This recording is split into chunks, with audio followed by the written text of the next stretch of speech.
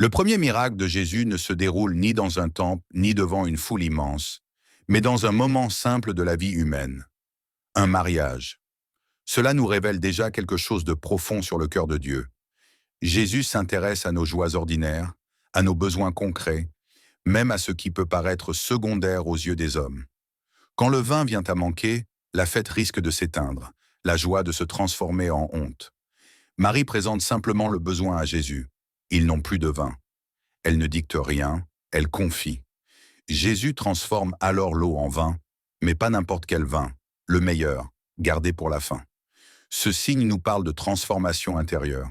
L'eau représente ce qui est ordinaire, parfois fade, parfois insuffisant dans nos vies, nos limites, nos fatigues, nos manques. Jésus ne méprise pas cette eau, il la prend telle qu'elle est, il la transforme. Ainsi, lorsque nous lui offrons ce que nous sommes, même imparfaits, il le change en quelque chose de nouveau, de vivant, de joyeux. Ce miracle nous enseigne aussi que Dieu agit souvent dans le silence. Peu de personnes savent ce qui s'est réellement passé, mais la transformation est réelle. De même, dans notre vie, Dieu œuvre parfois discrètement, sans bruit, mais avec puissance. Là où il y avait un manque, il met l'abondance. Là où il y avait une fin, il ouvre un commencement. À Cana, Jésus révèle qu'il est celui qui renouvelle la joie, qui restaure ce qui est épuisé et qui transforme l'ordinaire en extraordinaire lorsque nous lui faisons confiance.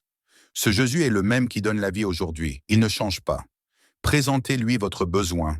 Il peut changer votre vie si vous lui donnez une place dans votre cœur. Il peut transformer la vie de votre famille.